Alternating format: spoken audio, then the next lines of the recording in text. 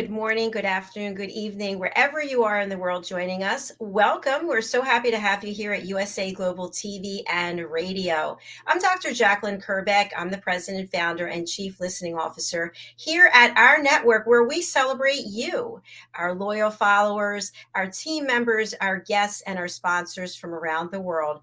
Our show today is the art of creating mental health wealth, and our topic is food, hydration, moods, and mental health. Our guest is Ricki Mckenna, who's not backstage yet, but we expect her. But the star of our show and the creator of this particular program is JENETTA Barry and the Epiphany Process. JENETTA is a dear friend, and she contributes so much here on this platform. She's on the other side of the world from where I am. She's in Kenya, in Africa, and we just appreciate her so much and all the work that she's doing, not only here, but around the world to give people hope and inspiration. Let's welcome her to the show. Hi, JENETTA. Hello, Dr. Jacalyn, and hello, all our viewers and listeners. Pleasure to be back here with you again. Yay! Yeah, and it's so nice to have you here. Our first show of the new year. And we had some really, I think, significant progress in the last year, especially the last 90 days, with the number of views that we had, the number of people coming to the platform.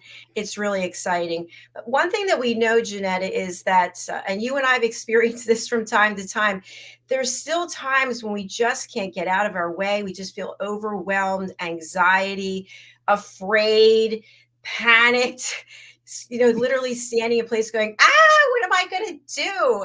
And you really help people in so many ways. And your backstory is one like I've never heard before. So I'm going to ask you to share whatever you'd like to for our audience who hasn't joined us before, or if they have joined us, what can they expect when they're in a place like that? Wow, yeah, it's quite a thing. I think the big thing is that when we go into that place of overwhelm where it feels like absolutely all the odds are against us and we're trying this way and that way and the other way, I tend, and I've seen this with my clients when I work with them, to feel like it's worse than anybody else, that nobody really understands the depths that we're dealing with. And the more I work with people, the more I realize that everybody goes through this at some time or another, especially we as entrepreneurs, because we haven't got the stopgap of a company to fall back on. I mean, there are drawbacks with that too, because of expectations and deadlines, and you kind of can't wiggle those often very, very easily. But when you're in that place of overwhelm, it's being able to understand that what you're feeling is very normal and natural, and part of the cycle of business. As big businesses have cycles and trends also always happening, and they have up cycles of sales and down cycles of sales, and they've learned how to manage those cycles and anticipate those cycles. So big business and business generally understand that that's part of the deal, but we as human beings try and feel that we need to always be upbeat. We need to always have everything flowing, and we need to always be able to control. And that's unrealistic. It doesn't work that way in this world, because it's the ebbs and flows within our lives that help us to learn to balance. I always liken it to being like a toddler. We all know that when a baby's crawling and they have to learn to walk, the very first thing they do when they stand up is do the exact opposite to succeeding in standing and walking, and that's falling down. But you don't see that toddler land down back on its butt and say, oh my gosh, I'm a failure. It doesn't even enter into their psyche. We only start learning that language later on. But as toddlers, we understand, oh, okay, that didn't work. And what does not working give to a toddler? Let's look at that. If you had a helicopter parent that went, if my child falls down, they'll feel they're a failure. So I mustn't let them fail. And they might hurt themselves on the corner of the coffee table. So I mustn't let that happen. So you know what I'm going to do? I'm going to carry them under their arms and help them walk wherever they go. And then they're safe and secure with me. They don't feel like they're a failure and they can't hurt themselves. Well, we all know what that would do to a toddler. It would take away so many skills, experience, and techniques to life. And it's in the very act of failing that we learn to flex our muscles in terms of emotional muscles and mental muscles, and even our physical side, because it pushes us to try new ways, new experiences, new techniques, new skills. And certainly within our mental and emotional psyche, it helps us with our using new qualities like discernment and judgment of of our spatial side, our spatial abilities. It gives us the ability to, on a physical side, to stand up and stretch our muscles, and the falling down makes us learn a new way of standing up or getting up or learning to fall, so that next time we fall, it's a safer experience, and our muscles grow and our bones need that flexibility of falling down and learning to walk. So there's so much gain to not succeeding that a baby naturally knows without going, oh, I know why I did that. It was because I needed to learn this. The baby doesn't need that conversation. It just goes, okay, well, that didn't work. I'll get up and do it differently. And that is the secret when I'm in a place of overwhelm, going, what is this giving me? What is it enabling me to learn and to do, that if all my business life went, and even my personal life went smoothly, what would I start losing? I'd start losing that discernment. I'd start losing that appreciation. I'd start losing problem-solving skills, negotiation skills, decision-making skills. All those compromise because I wouldn't have to ever use them. And when I do use them, that's when my creative juices start coming out and come out with new ways of doing things. But it's never easy. It's always really, really difficult to get through that time. You shared so many important and good points. Thank you. And I appreciate your transparency as well. And I just one thing I want to share before we bring out Ricki, who's backstage, is have you ever had a time in your life when things were going really well and you thought to yourself, like you feel some kind of anxiety because you think this isn't going to last, something bad's going to happen. And instead of just going with the flow, you start imagining all kinds of scenarios that then take you down that rabbit hole again. Yeah, often. And it's the very thing I was saying earlier, is when you can look at what that's giving you. So it's running smoothly. What if it does go skew? What's that giving me that if it all carried on smoothly wouldn't be giving me? So that should it happen, you're in that place of acceptance and appreciation and ready to handle it. And that is a skill and a half. And when I've managed it, I haven't always managed it, but when I do manage it, it's wonderful because, again, like businesses come in with a SWOT plan, the strengths, the weaknesses, the opportunities, the threats. That's the stuff that when we do in our personal life, the way I've just suggested, then when things do change or get a bit rocky, it's kind of like, well, it's all right. It's on course. And that's the secret. So you're not in that place of dread. You're in that place of preparation. Yes. So true, so valid. And something else I think that really has impact on how we're feeling, we're going to learn more about this from our guest, is how we are taking care of ourselves. Many times when we're feeling anxious or we're feeling low, what do? We turn to food. or we turn to alcohol, we turn to some kind of substance, we turn to something, anything for us to feel better for that short amount of time, which then takes us even further away from where it is we want to be and affects our moods to a great degree. And I'm just wondering, as we bring Ricki on just momentarily, have you experienced this yourself? Oh, definitely. I'm top of the class for that. My big thing when I'm under stress is to eat, and I'm sure it has something to do with suckling with the mother. It feels comfortable and comforting to have that oral soothing. And I believe many people go to that. So it's being able to understand that when you go outside yourself, when I go outside myself to try and fix myself, it's an external fix and is temporary, as you said. So it's learning how to step into the internal ability to re-empower yourself without relying on a fix outside yourself that you're giving power to.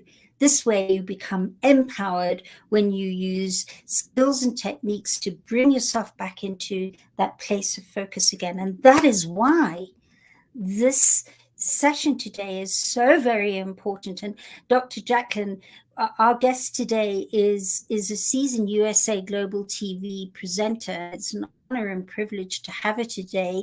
And I'd love you to introduce Ricki. You're used to introducing her. She's done so much with you. So over to you, Dr. Jacalyn. Thank you so much. Yes, Ricki Mckenna is really a true jewel. She is a celebrity chef. She's also a certified nutritionist, and she's been working with people for years, decades, I believe, to help them understand that there is a joy in food. There's a joy in cooking, and she's very much into intuitive cooking. She's also an author, and you don't have to look at food as just, hey, this is something I have to do. I've got a machine, the machine needs to be fueled. You can actually find joy in cooking. And by finding out what you need personally for your own nutrition to stay healthy, Ricki is someone who can help you in that area as well. Let's welcome her onto the show. She is the star of her own show here at USA Global TV and Radio. It's called The United Kitchens, and you can watch the show on Friday, the first Friday of each month, and you'll learn a lot more over on our YouTube channel, which is USA Global TV. So let's bring Ricki out and welcome her and find out what she's up to. Hello, welcome, Ricki.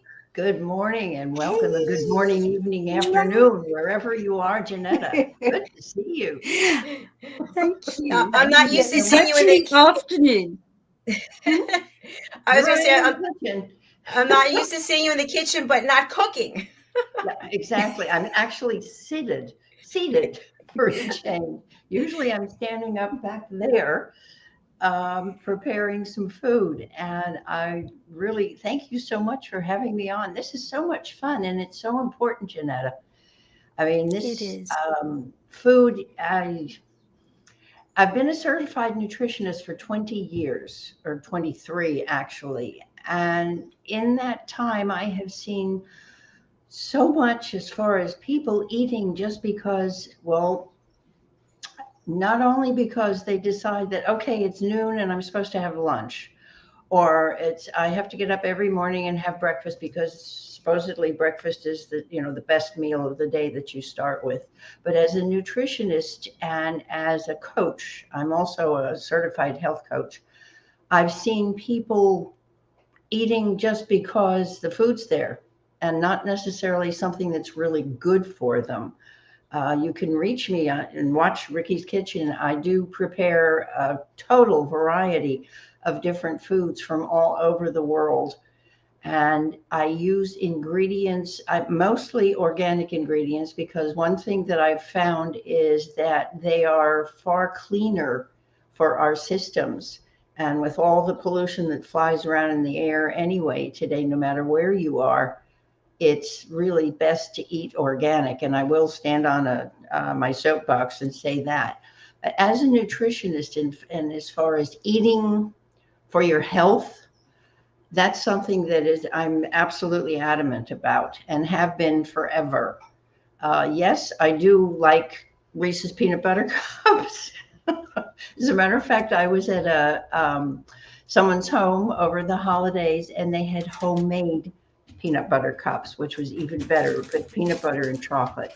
Part of that is to enhance one's mood. And I know, JENETTA, you were talking about feelings and how food combines to help your feelings. I have a whole session on mood food because there is such a thing as mood food.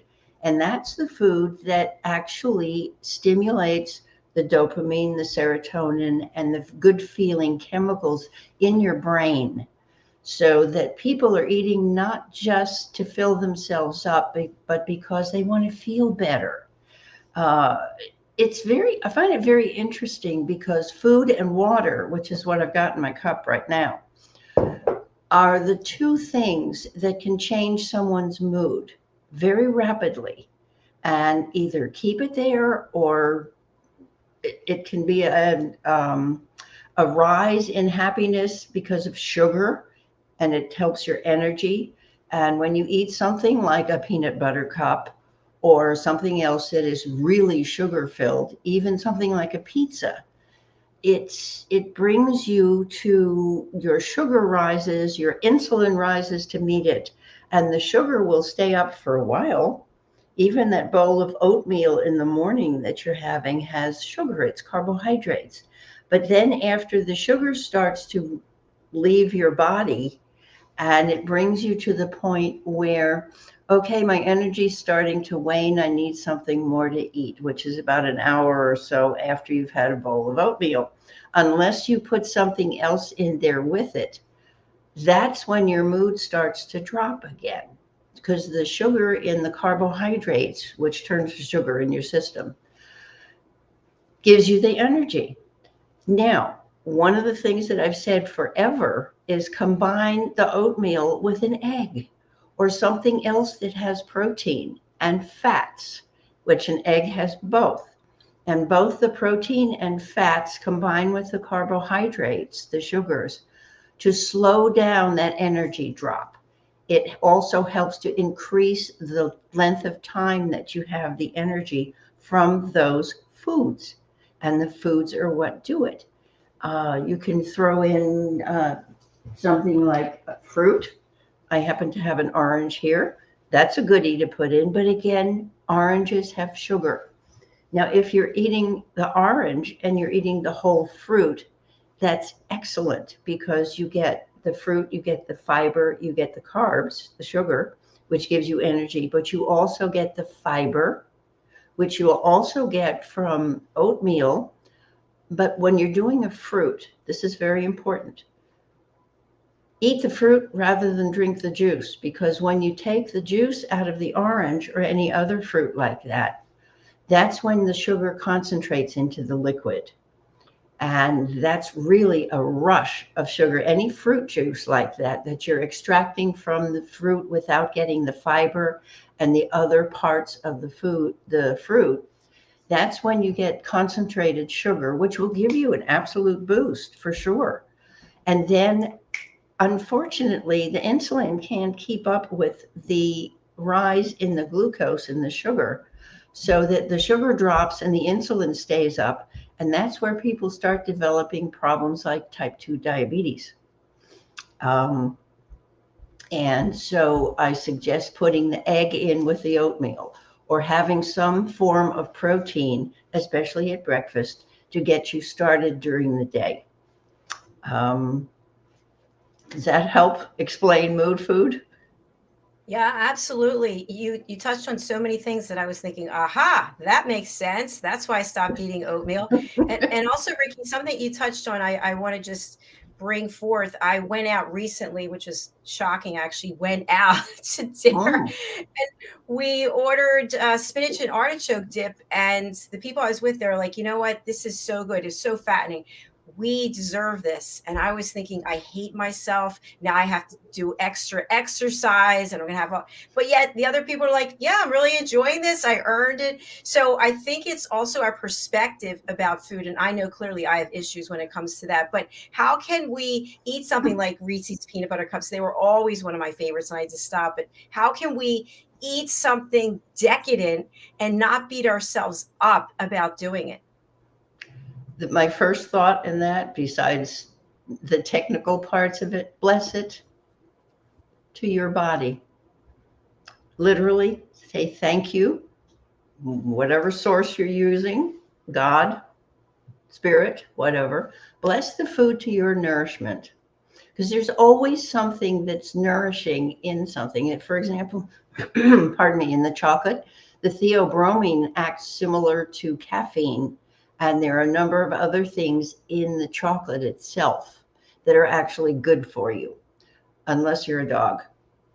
But blessing the food to the nourishment of your body and saying, okay, I can have this.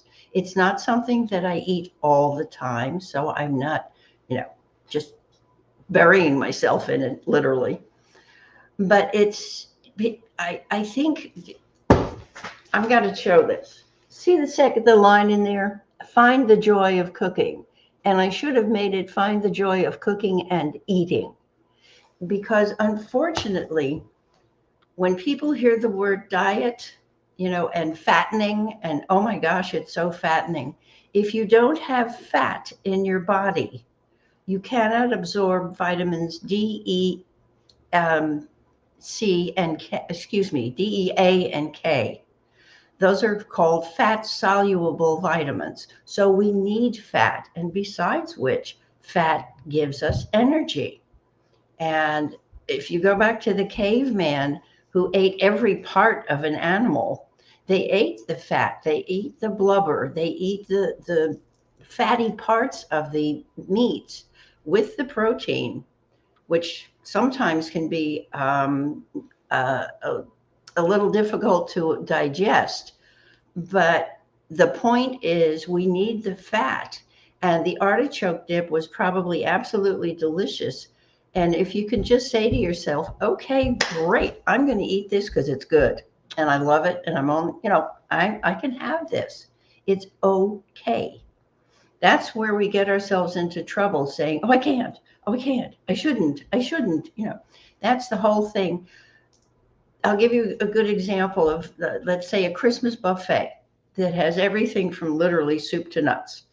The soup is probably one of the best things for you. Now, if it has something in it like a meat, if it's a meat-based soup or, chicken, fowl, beef, whatever, that's fine for most people. If you're vegetarian, you can get your fats from some of the vegetables that are in there that have fats, that have good fats. Artichokes are wonderful. And you can put artichokes top of soup with artichoke. You can have a cold soup like a gazpacho, or even I make a roasted beet soup that is loaded with butter and olive oil.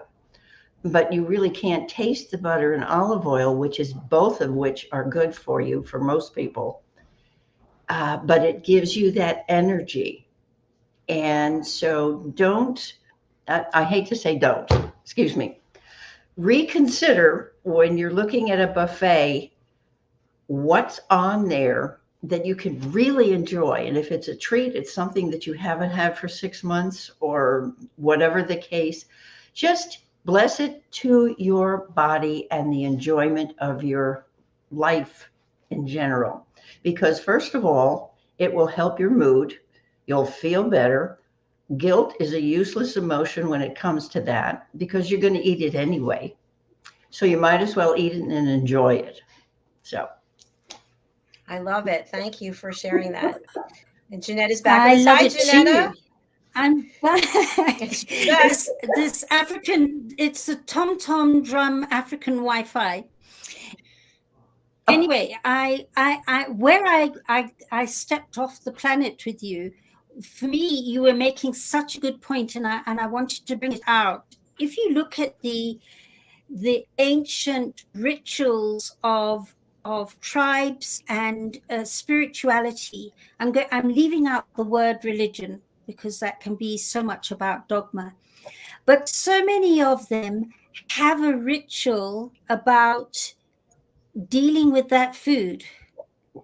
Yes, And take the Christian, where you bless the food and thank it to come into you. It's a fact, and it to me shows that there is a change in how the food. I mean, that's what holy water is in the Catholic Church. That water is a normal water. Something has happened to that water to make it holy. And there are many theories that if you study that water, you'll see it's molecularly different.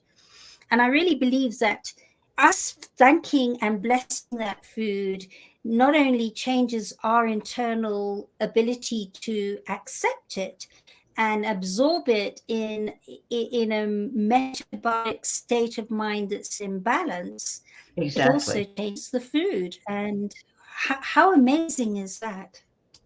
Well, there's another element in there as well. If you really look at not only ancient civilizations, but I know that American Native situations, when they've killed an animal, it is totally used, and they bless the animal for providing them with Yeah, sustenance, not only themselves, yeah. but the whole idea of the exchange of energy and the exchange of the blessings, which I think is very Yep. important.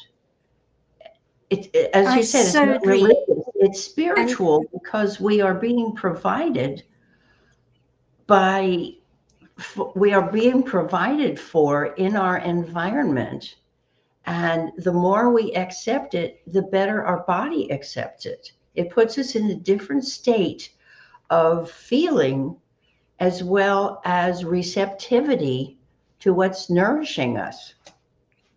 Does that make sense? yeah, It I makes just perfect so love that. sense. And it Uh-oh, frozen. Ooh.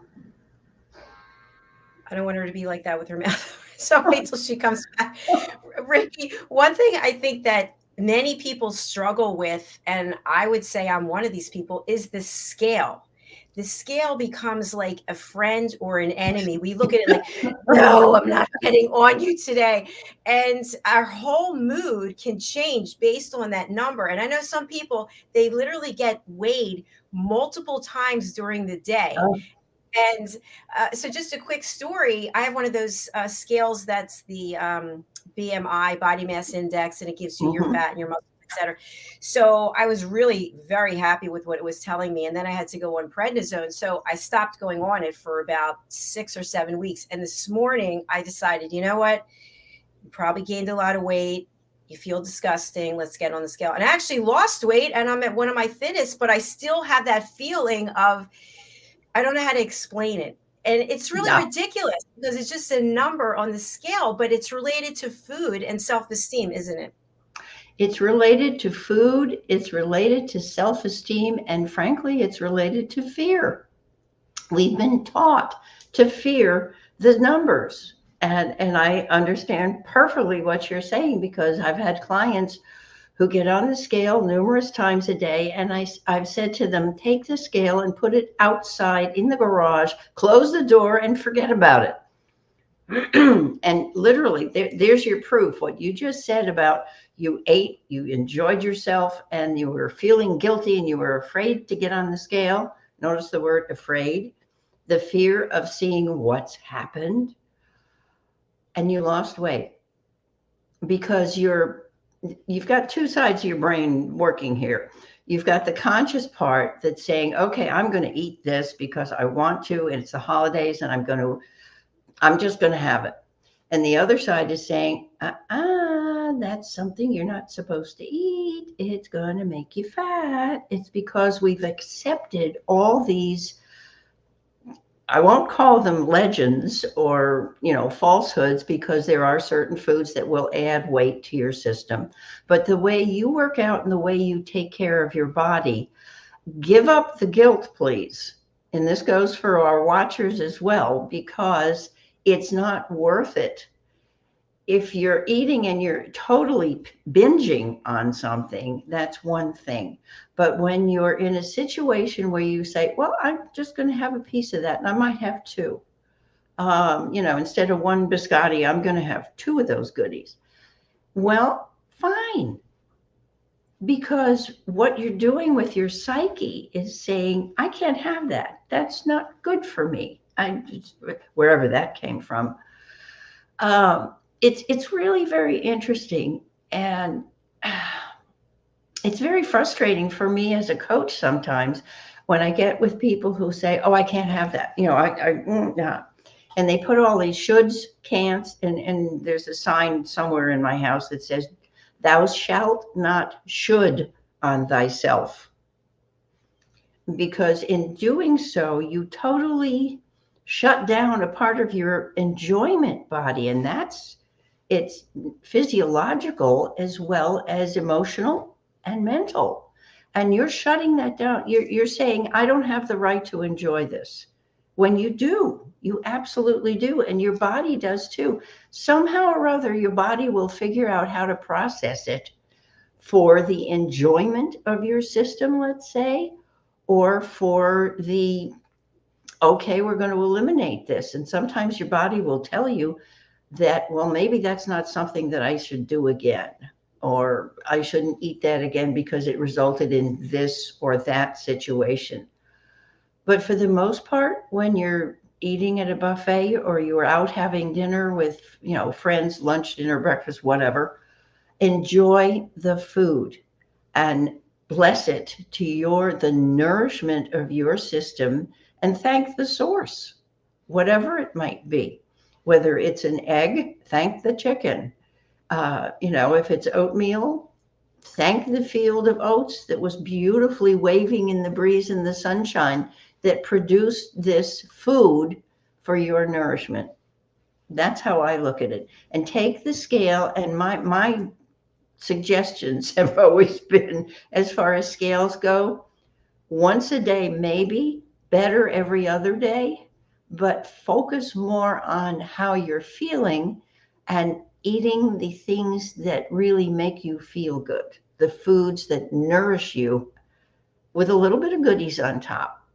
And for example, we had dinner the other night. I'll tell you the story. Richard and I had dinner at a restaurant that is famous for its incredible steaks and pork chops. Well, they also have salmon, and I chose the salmon that was absolutely delicious. And it's a 4-course thing. You have the appetizer, you have a salad, you have I had a salad instead of the appetizer. Then you have a main course, and it comes by itself with a little bit of garnish. So I had this lovely piece of broiled salmon, and it was scrumptious with lots of butter on it. It was baked with butter. And then we had creamed spinach. Now people say, oh my gosh, creamed spinach. It's, the cream is in there and it's made with blah, blah, blah. You know what? It was absolutely delicious, and we both ate it. And then came dessert. Oh no. Oh yeah. Now, I'll be very honest with you. I normally don't eat dessert unless it's a piece of fruit or something like that.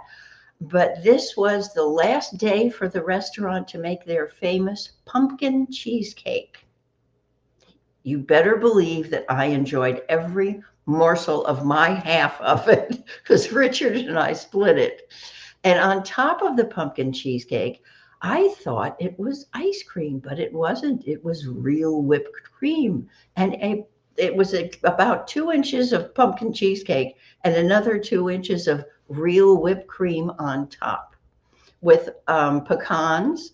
They had done a sauce with pecans on top of that. And I didn't think it was ice cream at first. So I ordered vanilla ice cream because I know Richard loves that. And I thought that would be good with the pumpkin cheesecake because we're splurging. Well, it was whipped cream. So we had the ice cream in addition to it. And he ate most of it, but I have to say I did eat some. So we had the pumpkin cheesecake, which was totally decadent and absolutely delicious. And in some instances, when I've eaten a meal like that, course, the portions were very, very well done as far as I'm concerned. One of the things, and I'm going to segue here for a second, in America, I find that many of the restaurants are overly generous with their portions. And maybe this is a ploy to help people use up their doggy bags or people bags, as I call them. But this restaurant, the portions are perfect. They're enough for you to really enjoy the food, but not enough to stuff you because you can't eat it because it tastes so good. You can't stop eating it because it tastes so good. So we had the full meal, plus I had had a little cocktail beforehand and a glass of wine with dinner. And you know what? I didn't gain an ounce. Oh my God, I'm drooling back here, Ricki. I'm just like, oh my God. What you ordered would be exactly what I would order, exactly to the T. It sounded amazing. Well, good for you. I'm happy It about was, that. and you know, it was the idea of the pumpkin cheesecake, the way you said about, desserts and everything, because there's tons of sugar in it. But actually, it was made well because it wasn't what I call icky sweet. It wasn't overly done. And that's where I think your palate, if you're eating, I can help people do this, understand where, the food will make the difference to. If you eat mostly vegetables and some protein most of the time, your body changes, your tastes change, your whole palate says, I want more greens. I really don't want those sugary things. And I mean, I have become a vegetable freak. I absolutely love greens in almost any form. And I'm still discovering new greens at my age. And with all the cooking that I do, I just discovered mustard greens living in the south of the United States that are absolutely phenomenal. They're a spicy, bitter green, along with my dandelion greens, but your body tastes will change so that you'll develop more of a craving for greens, for lack of a better way to put it. And that will help your moods as well. I've experienced that. That's so true. Ricki, I'd love for you to talk about hydration before we close out the show. I know people who they don't drink any water at all. And I Yeah. know other people who have some water and they stock up on soda and fruit juices and they say, hey, it's liquid. All I need, as long as I have enough liquid. What are your thoughts about that? You just hit it beautifully. Thank you.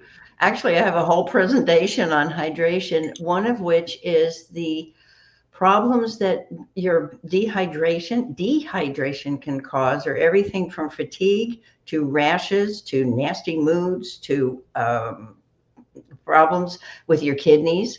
You have to flush food through. The first thing in the morning, and this, I don't think you can see it, but it's water. It's not coffee or tea. It's just plain water. You can put water into any vessel, whether it's a coffee cup or whatever. And water is the basis for your whole existence. If we didn't drink water, we're 70% water. Much of it is salt water. I know if you ever perspire and you taste the perspiration, it's salty.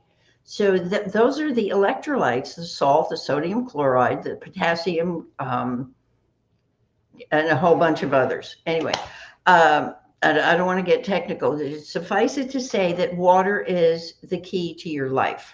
You can survive drinking water for many, many days, whereas if you're not eating food, the survival rate is better when you're drinking water. It hydrates every part of your body. It enables your food to be distributed throughout your system. It hydrates your brain, which is about 60%, anywhere from 60 to 80%. It's a squishy organ, and it's full of water. It's full of liquid. I know you've heard of people having, water on the brain or problems with it. That's a particular situation. It's a medical situation. But water is essential for life. And you know what happens to your plants if they get dehydrated? Boom. And so what I've noticed is, I don't know if anyone's noticed the difference between the absorption rate of different flowers when you put them in water, when they're cut flowers. They won't open unless they have water. And so think of your body as a flower that you've got to give it lots of drinking water. Juices are okay to a point, but again, we're looking at a lot of sugar. Coffee is a dehydrator. It takes the water, especially myself. If I drink a cup of coffee, I'm in the bathroom not too long afterwards. Um, Even tea, some teas can do the same thing. They're diuretics. And if people are having problem with retaining water, then this is very interesting because it sounds counterintuitive. But if you're retaining water, drink more water. Your body's holding on to it because it needs the hydration. So I think that should explain it. I hope. Absolutely. Maybe you can talk to some of my family members. It's interesting because family is often a source of frustration because what do you know? You're just our sister or daughter or mother. Yeah. Right. Exactly. So true. And I know, Ricki, you're going to be coming back on one of our news shows, Food and Emotions, which we're going to talk about a few other things. But Jeanette, I want to give time for you to ask a last question.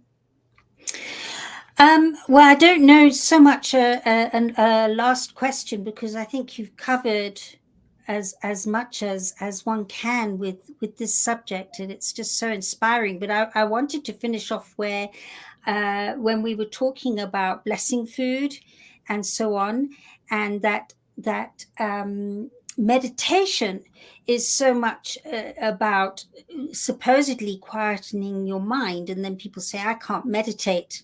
But even the way you chew your food can be a form of meditation, and then it helps all that.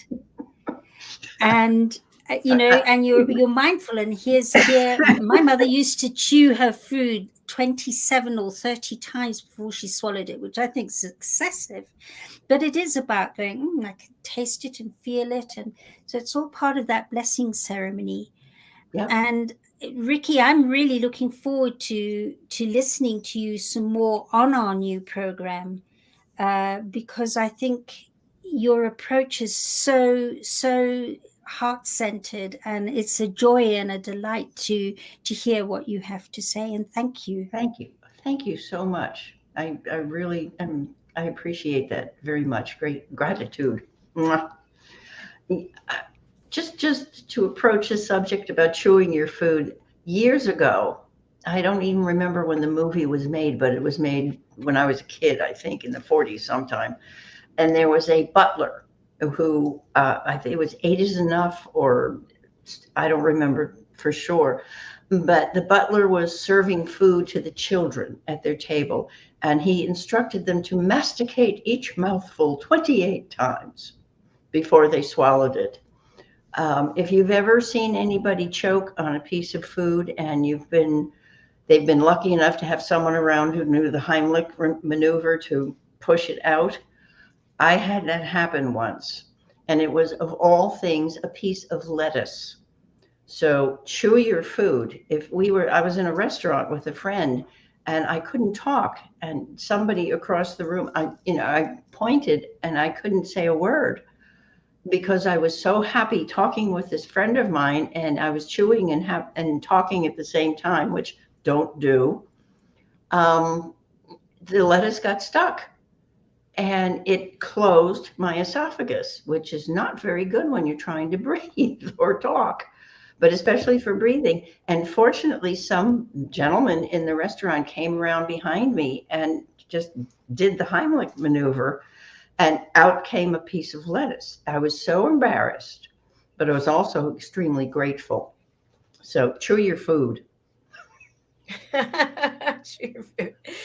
Good direction, good advice. Ricki, for people who are watching saying, yes, I want to contact her. I want to work with her as a health coach. I want to purchase her books. There's also an apron. There's a mug. How do people do this? They do that by contacting me at rickiskitchen.net. That's RICKISKITCHEN.net, rickiskitchen.net. I will take phone call or texts. If you text Kitch to me, KITCH, to 970-618 7607.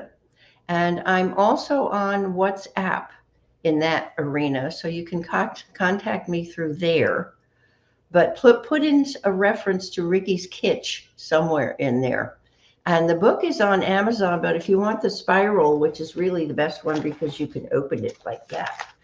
And I can show you how to get to a page that actually has a picture of food on it. There we go. And use the recipes that way. That is on Amazon, but if you want the spiral version, you have to get it through me, and that would be at rickiskitchen.net. And basically, that's how I will happily return your call or your text. Does that make sense? Yes, thank you so much, Ricki. I appreciate that. And as I say to our audience, Ricki is here, JENETTA is here to help you reach out. They are giving their time and their expertise and their education. They want to hear from you. And don't waste another minute debating, no, go and do it. And you're both on LinkedIn as well, so people can go there. JENETTA, how do people get in touch with you, and who would you like to contact you?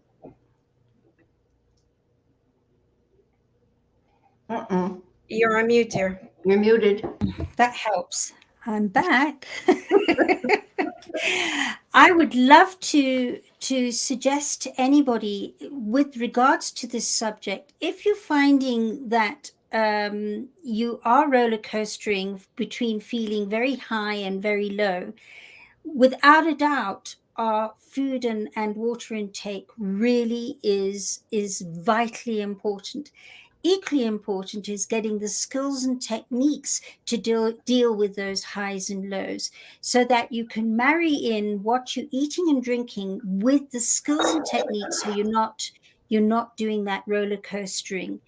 And if you'd like to know how to do that so that you don't have to rely on a therapist to do it for you and with you for the rest of your life, I would urge you and suggest that you contact me, because the epiphany process provides very accurate skills to deal with those highs and lows, so that your thoughts and emotions come into heart-centered understanding, acceptance, and appreciation. And it's the most wonderful way to get yourself there without beating yourself up. So if you'd like to get hold of me, you can get hold of me on JENETTA, JENETTA, at theepiphanyprocess.com, all one word. And you can go and see more at theepiphanyprocess.com to see how I may help you, because I've helped many people. I've helped teenagers with eating disorders who were not eating at all, or were either anorexic or now I've gone blank, but where you make Bulimic. yourself vomit. Bulimic, thank you. Anorexic or bulimic, I've helped them get past that, and they've not looked back. So please do have a chat, and I'd love to work and in association with Ricki, because that is an amazing way to step forward. Fantastic. Thank you. So viewers and listeners, you know how to contact them now, and it's up to you to take the next step. So thank you both ladies, both team members here. I really do appreciate you taking your time and sharing your wisdom. We're coming back straight away with our next show, which is Secrets to Timeless Beauty with expert Katrina Valente, who is in the Maldives and will be sharing some tips with us. So do stay tuned, and we will be back shortly. Thank you for now. Bye. Bye. Blessings to all. Mwah.